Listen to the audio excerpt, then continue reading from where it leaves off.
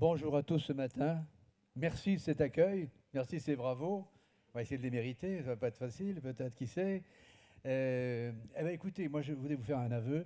Je suis particulièrement heureux d'interviewer ce matin cette personne. Hier, j'ignorais encore ou avant-hier, son existence. Je- je- je- non, non, non, non, non, non, non, non, non. C'est un aveu de modestie. Je veux dire, voilà.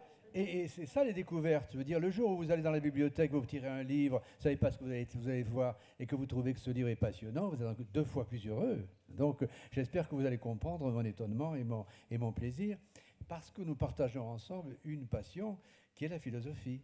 Voilà. Et en particulier que quand nous regardons nos itinéraires, pardon de me mettre au niveau de madame, mais nous avons fréquenté, sinon les mêmes bancs, du moins les mêmes endroits, puisqu'en réalité, votre lieu de naissance à la philosophie, si j'ai bien compris, c'est Toulouse. Hein, c'est ça? Alors, avant Toulouse, c'est quand même Pau. Hein. Oui, oui, partout, il y a eu partout, il y a eu partout. Oh, écoutez, soyez pas chauvin, soyez pas chauvin, pas chauvin. Je disais Toulouse parce que c'est là que c'est quand même décidé votre vocation d'être enseignante de philosophie. Sans doute peut-être avant, finalement, je me trompe. Dites-moi. Non, non, je pense que vraiment ma découverte de la philosophie, elle s'est faite en terminale. Hein. Et donc j'ai fait mes études à Pau, au lycée L'Immaculée Conception. Et c'est vrai que ce qui s'est produit, ça a été la rencontre, comme souvent, hein, avec un professeur de philosophie. C'était Christian Hoffmann. Pour ceux qui l'ont connue, voilà, c'est une figure qui m'a beaucoup marquée, hein, puisque c'est elle qui finalement a été à l'origine de mon désir de faire des études de philosophie, alors qu'évidemment, avant de rentrer en terminale, je ne savais même pas ce que c'était que la philosophie. Donc je dirais que voilà, ça a commencé là. Il n'y a pas d'enseignement sans rencontre, il n'y a pas de transmission sans rencontre, et c'est sûr que c'est ce passage-là qui compte. Étant cogné, donc à Toulouse aussi, vous avez fait des rencontres de ce point de vue-là. Oui, tout à fait. Après, il y a eu, disons que je dirais en classe de terminale, ça a été l'année de l'éveil, hein, on va dire. Hein. Je découvrais que la philosophie, c'était mon langage, un langage qui allait me permettre de me construire. Mais ensuite, le passage par Toulouse, ça a été le passage par les classes préparatoires au lycée Saint-Cernin. Et là, j'allais rencontrer une toute autre philosophie, en fait, que celle que j'avais reçue à l'Immaculée Conception, et qui m'avait été enseignée par Christian Hoffmann, et qui allait être un peu plus décapante pour moi, puisque mon professeur de classe préparatoire était nietzschéen. Et donc au programme, j'avais Spinoza, Nietzsche, Freud, donc ça allait être un peu décapant pour moi. Ça a été une période, je dirais, d'éclipse un peu et d'éloignement par rapport au christianisme. Eh ben, c'est intéressant comme panel et comme rencontre.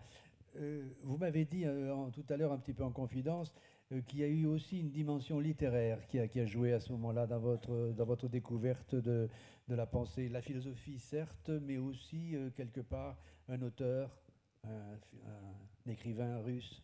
Oui, Hein. pour moi, il y a eu la rencontre après avec... Alors la rencontre, c'est la rencontre de livres, hein, mais la rencontre de Dostoïevski, qui pour moi a été extrêmement marquante, puisque je m'étais engagée à faire une thèse.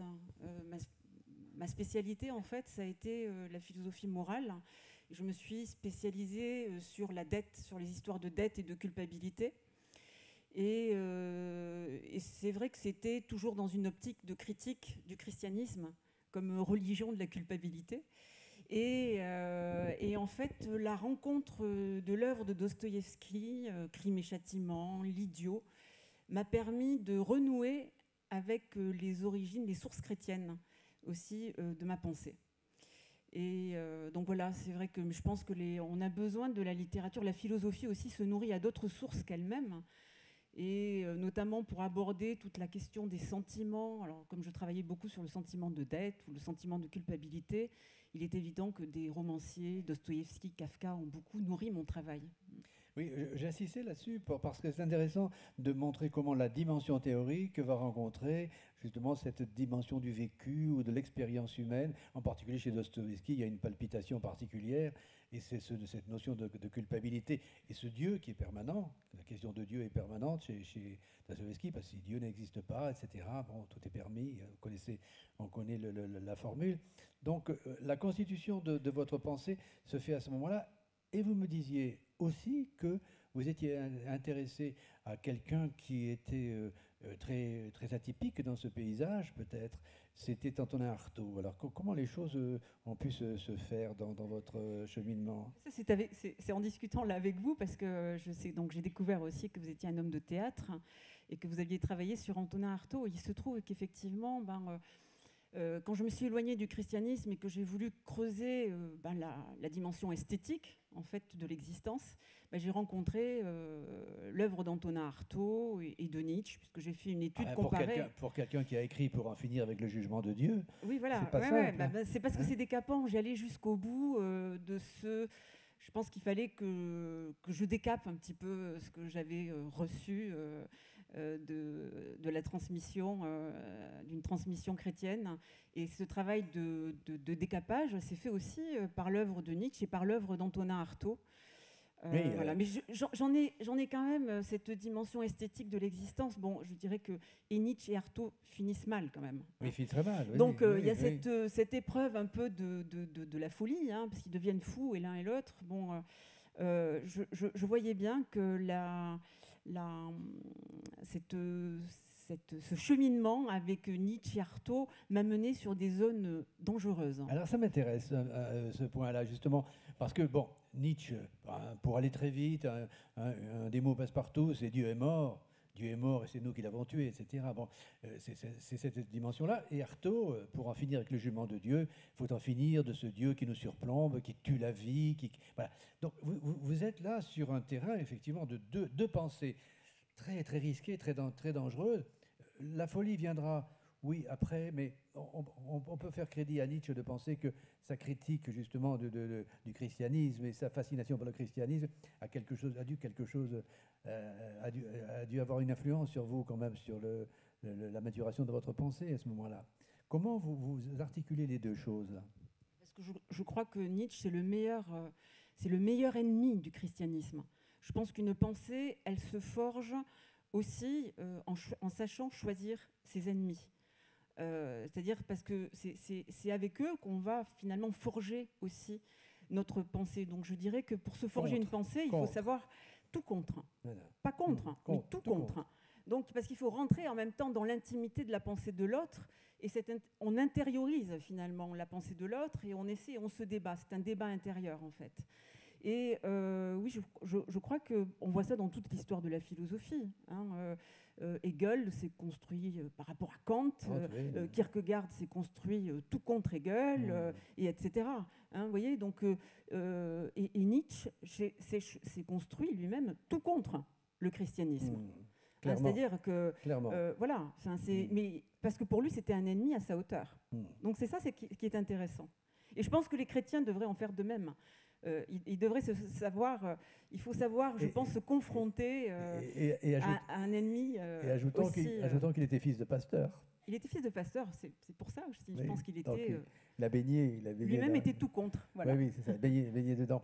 Est-ce que ce terrain, finalement, qui est celui de la modernité, était, à vos yeux, indispensable pour vous permettre de faire ce pas que vous allez faire ensuite en dehors de ces pensées précises? Est-ce que vous auriez pu le faire autrement, avant? Vous avez réfléchi à ça, cette question, en se disant, bon, il y a un moment quand même où la question de Nietzsche, les études nietzschéennes sont beaucoup développées au XXe siècle, clairement. Artaud, pareil, les années 50, elles ont été entièrement couvertes par la pensée d'Artaud. Est-ce que, traversant ce moment-là, vous en avez gardé, je dirais, des éléments suffisants pour nourrir une pensée qui va aller ailleurs, mais en gardant ça, ou bien est-ce que vous avez écarté définitivement de votre paysage?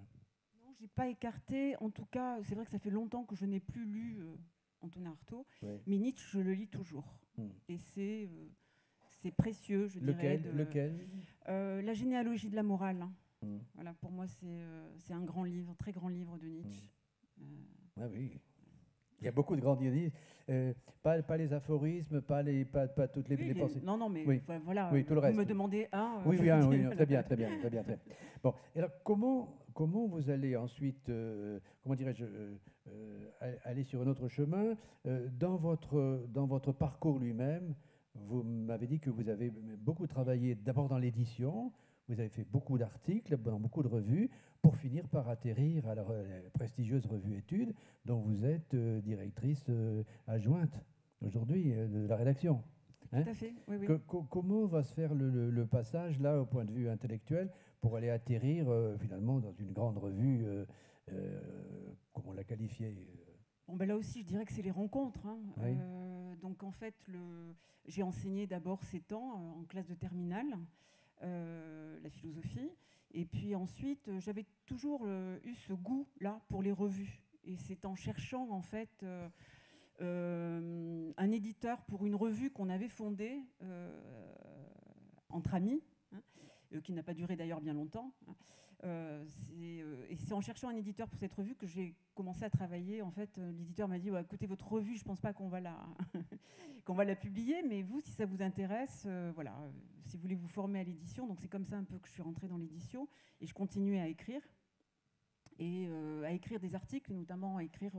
J'ai publié un article dans la revue Études et c'est comme ça. Sur quel sujet ? C'était sur le retour des figures contemporaines du destin. Voilà. C'était lié à la publication d'un livre avec un psychanalyste aussi, puisque Ton croire à l'amour, c'était fait avec un psychanalyste. Donc j'aime bien travailler aussi dans des disciplines qui se croisent. C'était voilà, sur une réflexion, ce qui s'appelait La défaite de la volonté. C'est un livre qui a été publié au Seuil voilà, dans les années 2000. Et c'était effectivement comment expliquer aujourd'hui les résurgences en fait, du fatalisme. Voilà. Et puis, du coup, quand la personne qui avait pris mon article, qui avait publié mon article dans la revue Études, il cherchait après, pour lui succéder, quelqu'un qui avait une formation de philosophie et une formation dans l'édition. Donc, c'est comme ça que je suis rentrée à la revue Études en 2007. Et je dois dire que je crois que j'y ai trouvé ma place parce que j'ai un goût pour la revue, en fait. La revue comme laboratoire d'idées. D'ailleurs, le projet ici, les idées mènent le monde. Je crois que c'est ce que j'espère. Je trouve que c'est un beau programme. L'article de revue demande à être concis, là aussi. Oui, hein, puis c'est un exercice. Puis on fait, à chaque numéro, on doit construire quelque chose qui est de l'ordre, je dirais un peu de ce qui se passe ici. C'est-à-dire, on doit faire quand même, on doit participer, contribuer à une œuvre collective, à une œuvre commune. C'est ça une revue aussi. On ne travaille pas tout seul dans son coin. C'est pas l'activité solitaire d'un chercheur, mais c'est aussi essayer de se confronter à différentes pensées. J'ai toujours eu le goût pour cela. Ça a même été le laboratoire des grandes maisons d'édition. Je pense la NRF pour Gallimard et compagnie. Mais est-ce que les revues aujourd'hui n'ont-elles pas un peu perdu de leur influence ? Est-ce qu'on ne voit pas un peu de difficulté, en tout cas, à l'édition de revues ? Est-ce qu'il y a la même dynamique qu'il y avait pendant très longtemps ? C'était le tremplin par lequel on allait vers l'édition. Beaucoup d'écrivains, beaucoup d'essayistes, de philosophes, de personnes qui vivaient de la pensée, qui voulaient vivre de la pensée, passaient par la revue et ensuite rebondissaient dans la maison d'édition. Est-ce que votre revue est atypique par rapport au paysage général, ou bien est-ce que vous constatez les mêmes choses, un peu un affaiblissement de la revue dans l'influence ? Écoutez, oui, la revue Études est atypique parce qu'elle se porte bien par rapport aux autres revues, puisque c'est une des revues françaises les plus diffusées aujourd'hui. Voilà, mais puis je pense qu'en fait... C'est quoi sa diffusion, vous l'avez en tête ? Oui, c'est 12 000 exemplaires. Voilà. Qu'est-ce qu'il y a ? Oui, je pense que les personnes souhaitent qu'on en arrive au sujet, en fait. Hein ? Peut-on croire à l'amour ? Non. Je vais vous faire une confidence. On nous a dit... Attendez, on va parler de l'amour, on va pas commencer avec l'agressivité. Hein ? On a du temps après, parce que l'orateur qui vient derrière a du temps. Bien. Alors écoutez, On va reprendre les choses simplement. Quand même, je vais remettre Madame Sarto sur son sujet central pour lui demander comment elle va passer de la dette à l'amour. Vous dites ce que je veux faire. Donc, sur son travail de fond, je pensais qu'on avait le temps de parler des revues un petit peu. Bon, sur son travail de fond, c'est la dette. Et je voudrais qu'elle nous explique un petit peu comment elle est arrivée à cette problématique de départ pour sa réflexion. Et ensuite, on passera à l'amour. Si vous voulez bien. Alors, il me semble qu'il y a des passerelles, hein, mais ça, on peut l'établir qu'après coup entre la dette et l'amour, puisque mon idée centrale dans la dette, l'idée centrale, c'est qu'on se reçoit toujours d'un autre. C'est que l'homme ne se suffit pas à lui-même. Et il me semble que ça, c'est une... voilà, l'amour et notre désir d'aimer, notre désir d'être aimé est lié à cela, me semble-t-il, au fait qu'on ne se suffit pas à soi-même. Mais j'avoue que je n'aurais jamais osé écrire par moi-même sur un tel sujet que l'amour, parce qu'en fait, on a le sentiment que tout a été dit hein, sur ce sujet. Quoi écrire de plus, quoi dire de plus sur un thème comme l'amour, et pourtant ça continue, c'est-à-dire on n'en finit pas, comme si l'amour provoquait, suscitait cette espèce de discours amoureux hein, en permanence. Et en fait, moi, ce qui m'a donné envie, c'est que dans ce livre, Peut-on croire à l'amour, c'est venu, en fait, on m'a proposé de faire une disputatio, en fait, exactement. Et cette disputatio reposait donc sur cette question, peut-on croire à l'amour? Et j'ai accepté, à cause du principe même de la disputatio que je trouvais intéressante, notamment sur ce thème-là. Avec un psychanalyste. Alors c'était avec un psychanalyste, avec Jean-Pierre Winter. On se connaissait, on s'était lus mutuellement, mais on n'était pas amis. Et évidemment, le principe de la disputatio, qui est un très très beau principe, sur lequel je trouve aujourd'hui, je sais qu'elle est réintroduite maintenant dans les collèges jésuites, mais je pense que c'est un très très bon exercice intellectuel, parce que ça oblige à se mettre à la place de celui qui ne pense pas comme nous, ce dont on aurait grand besoin aujourd'hui, hein, si vous voulez. C'est de plus en plus difficile, on voit bien, sur des tas de sujets de société, tout le monde est extrêmement clivé. Hein. Et en fait, on a de plus en plus de mal à se mettre à la place de celui qui ne pense pas comme nous, de celui qui ne croit pas comme nous, de celui qui ne vit pas ou qui n'aime pas comme nous. Et tout de suite, en fait, on en vient à l'invective. Donc j'ai accepté ça pour le principe de la disputatio. Je trouvais que c'était une idée extraordinaire. Et effectivement, ce que j'ai aimé dans cette rencontre avec Jean-Pierre Winter, parce que ça a été une rencontre, alors vous savez, ça se passait à la cathédrale de Rouen. J'étais morte de trac parce que c'était extrêmement impressionnant, parce que vous ne préparez pas en fait. Hein, vous ne pouvez pas avoir préparé comme quand vous faites un exposé traditionnellement. On a été tiré au sort et c'est lui qui a commencé et moi je devais lui répondre. Voilà. Et ensuite, alors ce qui était très intéressant, c'est que justement ça soit à deux voix, parce que je trouve que ça aurait été bien qu'il soit là d'ailleurs aujourd'hui pour parler d'amour, parce que je trouve que c'est intéressant d'avoir une pluralité de voix sur cette thématique. Et en fait, on s'attendait à ce que Jean-Pierre Winter, psychanalyste lacanien, dise en fait l'amour, j'y crois pas, ça n'existe pas, c'est qu'une illusion, une pure folie, ce qu'il dit d'ailleurs, hein, d'une certaine manière. Hein, vous savez, comme les lacaniens, Lacan a des formules magiques, hein, pour parler de l'amour, aimer, c'est donner ce qu'on n'a pas à quelqu'un qui n'en veut pas. Bon. Donc en fait, à partir de là, si vous voulez, c'est le plus grand malentendu, quoi. C'est le malentendu à la puissance carrée. Bon. Et je m'étais attendue à me confronter à un discours comme celui-ci, et lui s'attendait à se dire « Oh, Nathalie Sartoulajus, oui, les origines chrétiennes de sa pensée, elle va défendre l'idée... évidemment qu'elle croit à l'amour. Alors pour casser, si vous voulez, le suspense, je dis qu'effectivement, d'emblée, moi, l'amour, j'ai la faiblesse d'y croire. Mais en fait, ce qui est intéressant, ce n'est pas tellement nos réponses, c'est le chemin qu'on va faire ensemble. Et c'est ça qui est intéressant dans une disputatio. C'est-à-dire que ce que je vais découvrir avec lui, c'est-à-dire je n'en suis pas sortie la même après qu'avant. voyez, et ce qui est rare, en fait, dans une rencontre. Hein. Ça arrive très rarement. Hein. La plupart du temps, même quand vous dans des colloques, c'est des successions de monologues, ou dans des débats, c'est des successions de monologues. Hein. Les gens ont beaucoup de plaisir à se raconter. Hein. Bon, on n'en finit pas, les itinéraires des uns des autres, mais une vraie confrontation où on n'en sort pas le même, si vous voulez, qu'avant, c'est très très rare. Et ça, c'est une expérience que permet la disputatio.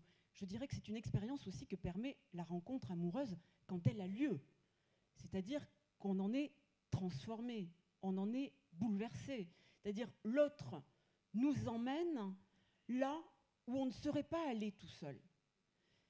Et je crois que c'est ça, une des grandes forces, si vous voulez, de l'amour. Et c'est pour ça qu'une disputatio sur l'amour, c'est tout à fait exemplaire, parce que, si vous voulez, c'est bien de commencer aussi par une dispute, c'est-à-dire... parce que bien sûr, dans une rencontre amoureuse, après le moment, si vous voulez, un peu euphorisant, hein, de l'illusion amoureuse, parce qu'on va converger quand même avec Jean-Pierre Winter sur le fait que l'amour est source d'illusion. Et que la principale illusion amoureuse, c'est de penser effectivement que l'autre possède ce que je n'ai pas et que je possède ce qu'il n'a pas, et qu'ensemble, finalement, on va pouvoir se compléter, hein, pour combler nos manques réciproques et reformer cette unité première, cette unité originelle vers laquelle on cherche tous à tendre, vers l'amour. Bon. Vous nous racontez le banquet.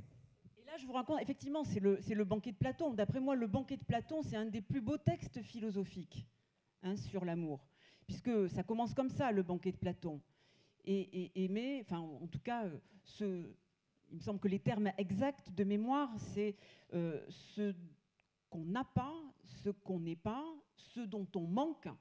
Voici, c'est cela, les objets du désir et de l'amour. Donc, une des premières illusions de l'amour va être de penser que l'on va pouvoir reformer cette unité avec l'autre pour pouvoir combler nos manques. Et c'est là, effectivement, que va venir assez rapidement la déception. Il est rare quand même qu'on ait des différences aussi marquées qu'entre Poros et Pénia. En général, les uns ont un petit peu des autres, etc. Oui, peut-être il faut expliquer, peut-être, non, Poros, oui, parce que vous êtes philosophe, mais tout le monde ne l'est peut-être pas dans la salle. En fait, effectivement, dans le banquet, ce qu'explique Platon dans le banquet, c'est que Eros, donc Eros, je dirais, c'est le désir amoureux. Hein. Et c'est le moteur de toute relation amoureuse, Eros. C'est ce qui nous permet de sortir de nous-mêmes. Et sans ce premier mouvement, on n'irait pas vers l'autre. Bon. Et Eros, nous explique Platon, il part d'un mythe, hein, du mythe grec, qui sont pleins de sagesse humaine. Eros, il est fils de Poros et Pénia, qui sont la richesse et la pauvreté.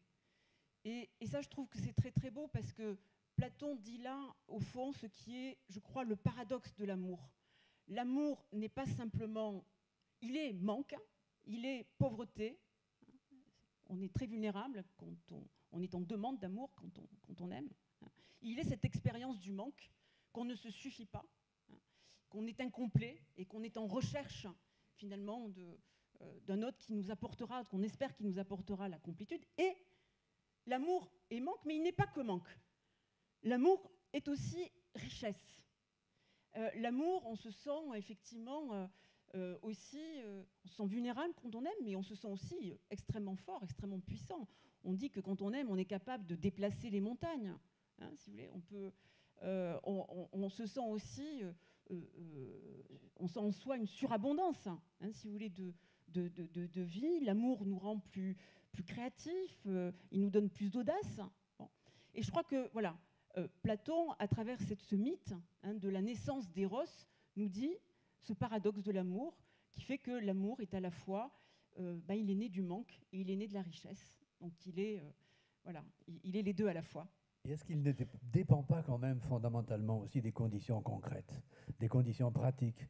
Et pour en revenir au sujet d'aujourd'hui, des idées mènent le monde, la question serait sous cette forme-là, peut-on croire encore à l'amour? Alors si on l'a formulé comme ça voudrait dire qu'il y a eu un avant cet encore, et est-ce que vous le pensez, cet avant, comme étant la condition d'être de l'amour, précisément quand on l'a manqué? Alors c'est vrai qu'on pourrait, si vous me permettez, j'ai envie de détourner la question. Parce que, voilà, bon, peut-on encore croire à l'amour? Effectivement, ça suppose qu'il y aurait eu un avant. Je me méfie toujours de ces avants qu'on mythifie un petit peu et que après, ça serait après les lendemains qui chantent, hein, on non, serait... non, voilà, dans ça. mon esprit, c'est aller à papa-maman, hein, c'est aller Oui, loin. oui, Oui, oui, voilà. c'est d'accord. Oui. Mais en fait, je pense que la question... alors, je vais répondre à votre question, mais je trouve que la question intéressante en amour, c'est pas en quoi on peut croire, hein. C'est pas croire en quelque chose, mais c'est croire en quelqu'un. C'est ça la question principale de l'amour. Hein. C'est est-ce qu'on peut croire encore en quelqu'un, hein, voilà. On n'est pas amoureux d'un concept, on est d'une personne. C'est d'une personne. Ouais. Je dirais que d'ailleurs, c'est ce qu'on retrouve, c'est ce qu'il y a de commun peut-être entre le mouvement de la foi et le mouvement de l'amour. C'est que, en tout cas, au moins en régime chrétien, hein, c'est la rencontre de quelqu'un. Hein. Bon. Et quand on aime, c'est effectivement... Vous iriez jusqu'à dire que chez certains mystiques chrétiens, la forme christique de l'amour l'emporte sur une forme abstraite de l'amour? Ah oui, tout à fait. C'est la rencontre de quelqu'un. Et de quelqu'un qui va... le Christ ça. Comme quelqu'un. Oui, oui, comme personne. Comme personne. Comme personne. Et on voit ça dans les mystiques. Oui, oui. Puis Michel de Certeau a très bien décrit cela dans l'histoire de la mystique. Ce phénomène-là, en fait, voilà, c'est quelqu'un, c'est la rencontre de quelqu'un qui vraiment, à travers des textes, hein, parce qu'évidemment, on n'a pas rencontré le Christ en personne, je dirais, on le rencontre, mais à travers une parole. Mais c'est pareil en amour, d'une certaine manière. On rencontre l'autre, ça commence souvent par une parole aussi, que l'on va s'adresser. C'est-à-dire que quand on est amoureux, on est particulièrement réceptif à la parole de l'autre. C'est une parole qui va nous toucher à un endroit, je dirais, insaisissable de nous-mêmes et qui va nous surprendre, nous étonner, comme si l'autre nous apportait un regard sur nous qu'on ne peut pas, tel qu'on ne peut pas se voir uniquement par nous-mêmes. Je dirais que ça, c'est très important, finalement, en amour, c'est-à-dire que l'autre est ce miroir vraiment incomparable sur soi. Quand je dis que l'amour est un paradoxe, en fait, c'est une cathédrale de paradoxes, hein, presque l'amour. C'est-à-dire que je pense que c'est Jean-Pierre Winter, je crois, qui le formule d'une manière assez forte, où il dit aimer, c'est aller à la conquête de soi en passant par le détour d'un autre. Qu'est-ce que ça veut dire, cela ? Je pense qu'il a en grande partie raison, hein, c'est ça, c'est ce travail pour aller vers soi qui passe par un autre. Qu'est-ce que ça veut dire ? C'est lorsque l'autre vous reconnaît comme soi. Ben c'est parce que, en fait, l'autre, ça veut dire que je ne suis pas peut-être le mieux placé pour me connaître moi-même. Vous voyez, c'est ça que ça veut dire. Et qu'en fait, j'ai besoin de ce miroir, et rien de plus, je dirais. Oui. Ce miroir est incomparable quand il est le miroir de l'être aimé. Alors, il me semble d'ailleurs qu'il y a une parole, pour dire ça, il faut avoir le recours au poète. Et il y a une parole, alors on le cite dans le texte, de Paul Éluard, que j'aime énormément, et qui dit ça dans un poème qui s'appelle « Je t'aime », pour bien comprendre qu'est-ce que c'est que ça s'appelle tout simplement « Je t'aime ». Voilà. Et il explique très bien ce miroir incomparable sur soi qu'est le regard aimant. Il dit « Qui me reflète, sinon toi-même ? Je me vois si peu. Sans toi, je ne vois rien qu'une étendue déserte. » C'est beau, non ? C'est beau, très beau. Ouais, je crois que c'est les poètes, en fait, qui parlent le mieux quand même de l'amour. Et c'est pour cette raison-là, au fond, que les blessures, si vous voulez, parce qu'au fond, ce regard aimant, en tout cas dans la relation amoureuse, il est, enfin, je veux dire, on risque beaucoup de soi. Hein, on risque beaucoup de soi parce qu'on se met à nu notamment dans la relation amoureuse, hein, qui est une relation où on s'engage, je dirais, de corps, de cœur, d'esprit, on engage beaucoup de soi-même, beaucoup de sa personne.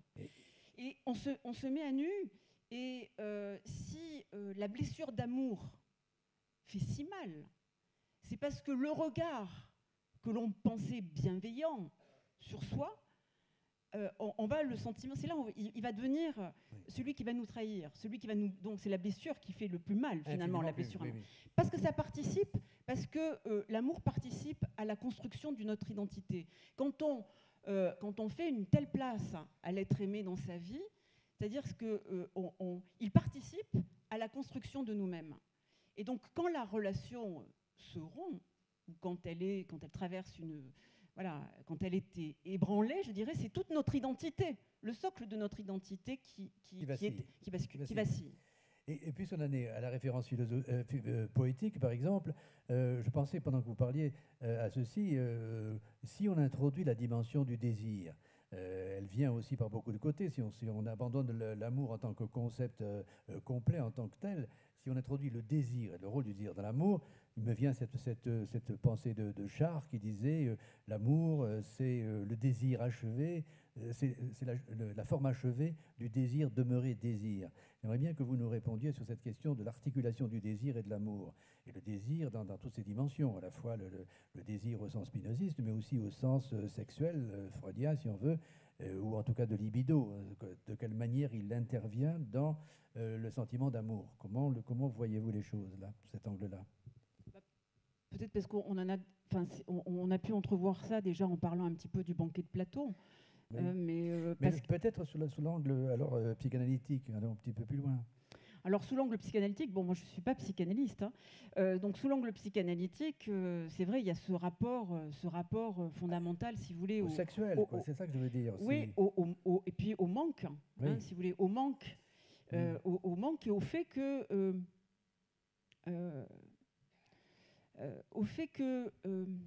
à cette particularité quand même, qui fait que...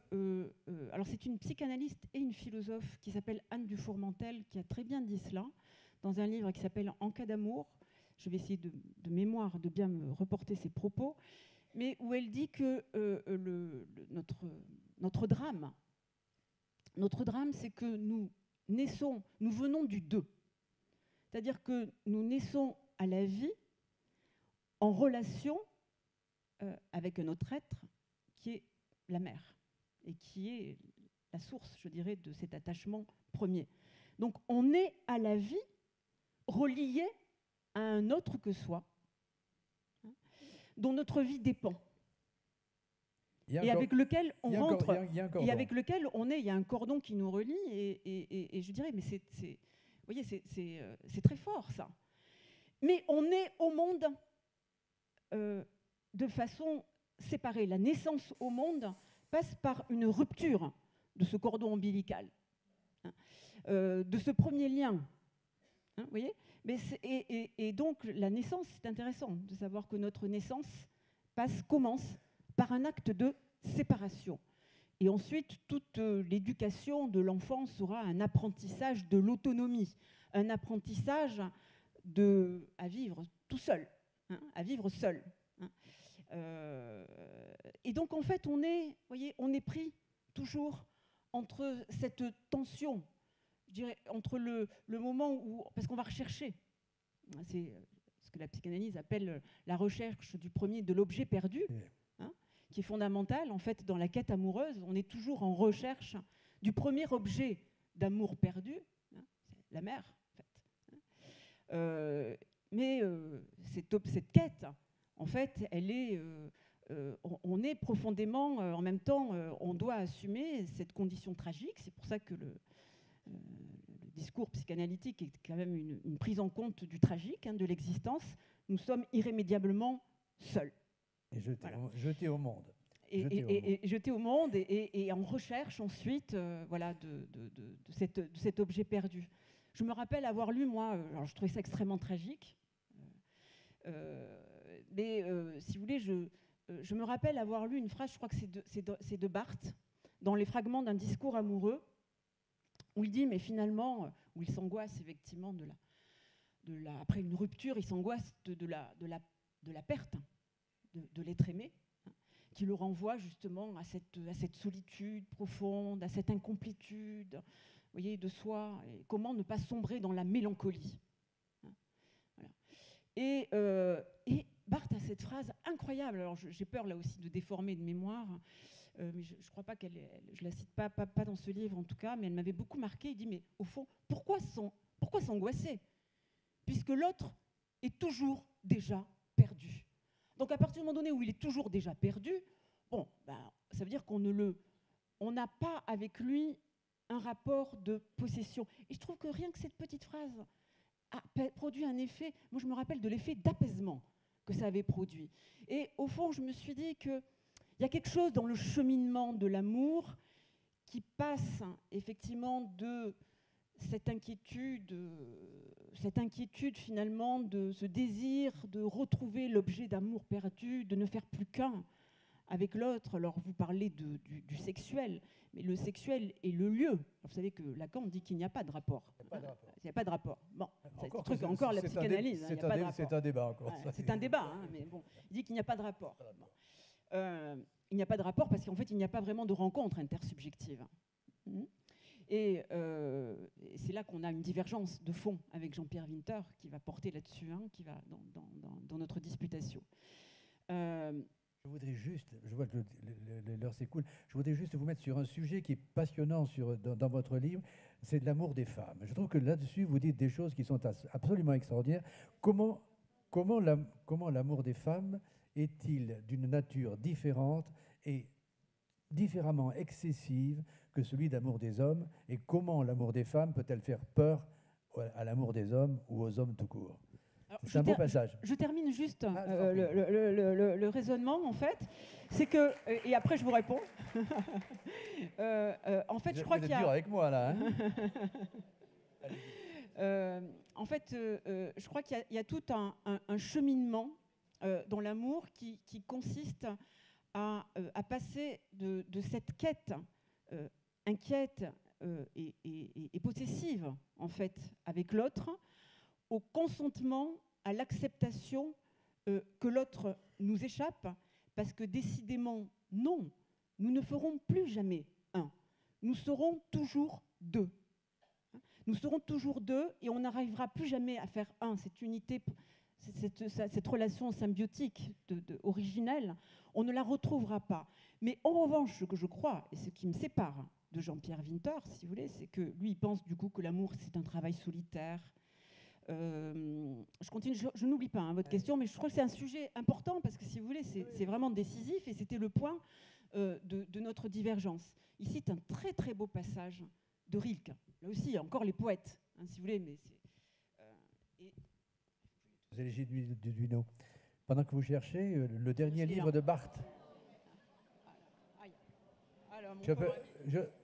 Je peux quand même ajouter que dans l'allusion qu'elle vient de faire à Barthes, on peut citer le dernier livre de Barthes sur la mort de sa mère. Voilà. Oui, tout à fait. Alors là, il s'agit donc de... c'est dans les élégies de Duino, et c'est Winter, Jean-Pierre Winter, qui cite ce passage, parce qu'au fond, c'est sa conviction profonde. Voilà ce qu'écrit Rilke.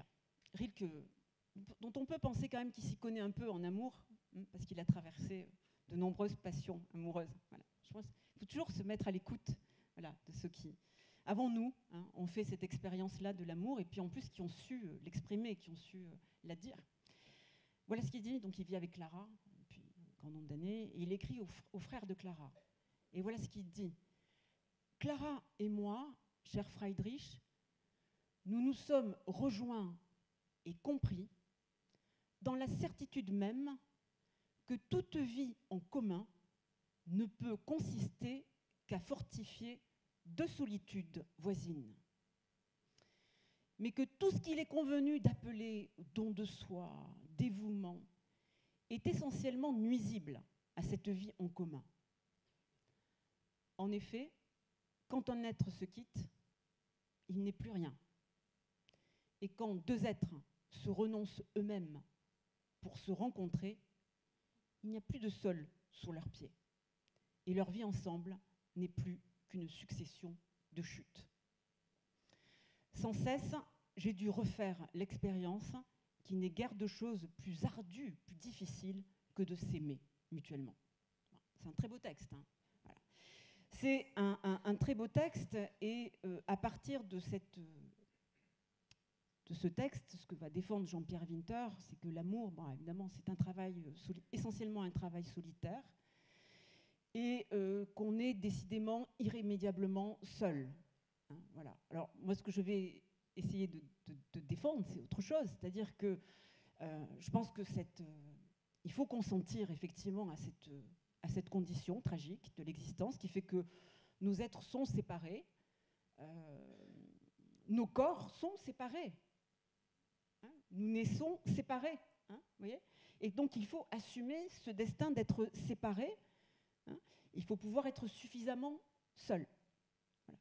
Mais je pense, ce que je crois aussi profondément, c'est que cela ne nous empêche pas de rencontrer l'autre et de vivre même des moments d'accord et d'accord profond. Cette séparation des corps, elle vaut bien sûr pour l'homme et pour la femme, mais elle vaut, je dirais, pour tous les êtres. C'est vrai aussi pour deux hommes, c'est vrai aussi pour deux femmes. Je veux dire qu'il y a toujours, à un moment donné, cette rencontre de la séparation, du fait qu'on est deux êtres séparés. Et que finalement, même s'il y a une dimension, Lucrèce disait qu'il y a toujours une dimension de cannibalisme dans l'amour. On cherche à dévorer l'autre. On cherche à dévorer l'autre, à le manger, hein, quand on l'embrasse. On cherche à l'incorporer, hein, à l'incorporer, à ce qu'il devienne, vous voyez. Et au fond, on est... alors ça a eu existé, hein, il y a des ex, je crois encore même récemment, il y a un Japonais hein, qui a mangé hein, son amante. Hein. Bon, l'amour peut conduire à de tels désirs. Mais enfin, au fond, il n'était pas très avancé après, à la fin, hein, parce qu'il fallait recommencer. Parce qu'une fois qu'il a mangé l'autre a disparu. Donc, on n'arrive jamais, c'est-à-dire, on n'arrive jamais à faire fondre cette séparation des corps qui nous renvoie à notre existence séparée et à notre solitude. Hein, voilà, c'est ça. Mais je crois qu'à partir du moment donné où on prend acte de cette existence séparée et où on prend acte de cette solitude, eh bien, on peut rencontrer l'autre et vivre des accords absolument profonds. Et notamment, moi, j'ai entendu autre chose dans ce que disait Rilke, hein, sur cette solitude, ce compagnonnage à la fin de sa vie avec Clara, ou ces deux solitudes voisines. Je dirais que, moi, ce que j'ai entendu, c'est qu'on peut être seul ensemble, on peut être seul avec l'autre. Et même sans pouvoir... et plus on aime l'autre dans sa solitude, plus on l'aime dans sa singularité, plus on l'aime finalement. Et plus on découvre qu'on aime qu'il nous échappe. Vous voyez, il me semble que c'est tout ce cheminement que permet de faire l'amour. Alors il y a un très beau texte, cette fois-ci j'ai parlé d'une source grecque, qui était le banquet de Platon, qui est pour moi un texte fondateur. Mais l'autre source, pour citer une source chrétienne, enfin judéo-chrétienne, c'est dans l'Ancien Testament, c'est vraiment, on retrouve dans ce poème merveilleux, enfin très érotique, très charnel, très étonnant d'ailleurs dans l'Ancien Testament, qui est le Cantique des Cantiques. Et le Cantique des Cantiques, quand vous lisez le Cantique des Cantiques, alors tout dépend de la traduction, hein, parce que vous avez des traductions un peu édulcorées. Moi, je me souviens que j'avais lu ça, enfin j'en avais entendu en tout cas à des occasions. Souvent, on cite des passages de ce texte lors de mariage. Hein. Donc ça avait été ma première rencontre avec ce texte. J'avoue que je n'avais pas été très bouleversée. C'est quoi ces histoires de fans, de gazelles? Bon, je trouvais ça un peu mièvre. Et puis après, j'ai découvert des traductions extrêmement belles, notamment je pense à la dernière traduction qu'en a fait l'écrivain Olivier Cadiot dans la Bible Bayard, la Bible des écrivains. Olivier Cadiot a fait une magnifique traduction du Cantique des Cantiques. Et ça nous montre à quel point ce texte est très contemporain. Et on voit ce cheminement de l'amour dont j'essaie de vous parler dans le Cantique des Cantiques. C'est l'histoire même de ce cheminement. C'est deux fiancés, hein, ils ne sont même pas mariés, peu importe. Il s'agit de deux fiancés qui cherchent et qui s'attirent, qui sont séparés, qui essaient de se retrouver et qui sont dans cette quête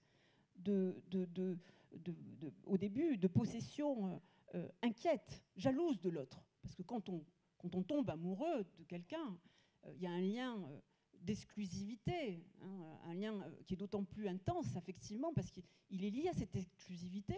Et cette exclusivité, elle est liée à l'unicité de l'être aimé, au fait que celui qu'on aime est unique à nos yeux.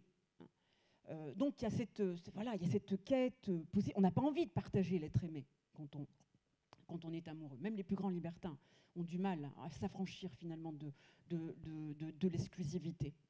Et on voit cette évolution dans le cantique des cantiques, et à la fin, la femme, la fiancée. C'est elle qui va justement libérer, je dirais, son fiancé. Elle finit par l'aimer, ce que je dirais, d'un amour libre et confiant, comme un cœur affranchi de cette quête de possession de l'autre. Elle lui dit à la fin, alors ça je vous dis, la traduction de Cadio, elle lui dit « Va mon amour, disparaît ». Je trouve ça, c'est extrêmement beau. C'est extrêmement beau, pourquoi ? D'ailleurs, va gambader dans la prairie, va mon amour, disparaît. Va mon amour, disparaît. Et on pourrait l'entendre de deux manières. On pourrait l'entendre comme un adieu déchirant. Hein, voilà. Mais on peut aussi l'entendre comme je crois ce à quoi nous invite profondément l'amour, c'est va vers toi, va vers toi-même, et je ne t'en aimerai que davantage. Va vers toi-même. Ne cherche pas à vivre selon mon désir, selon mes attentes, selon mes projections, mais suis ta destinée, va vers toi. Et je trouve que ça, voilà, c'est ce cheminement de l'amour qui, je trouve, est très intéressant. Je crois qu'on arrive à la fin. Alors la bonne nouvelle, c'est qu'on va continuer. Mais simplement, on va lancer le générique pour arrêter l'entretien qui est filmé. Et puis, on va pouvoir continuer à bavarder ensemble, si vous le souhaitez. En tout cas, je m'engage à vous permettre de faire l'échange que vous voulez avec Madame Sartoul-Ajus, sans trop interférer, si j'ai bien compris.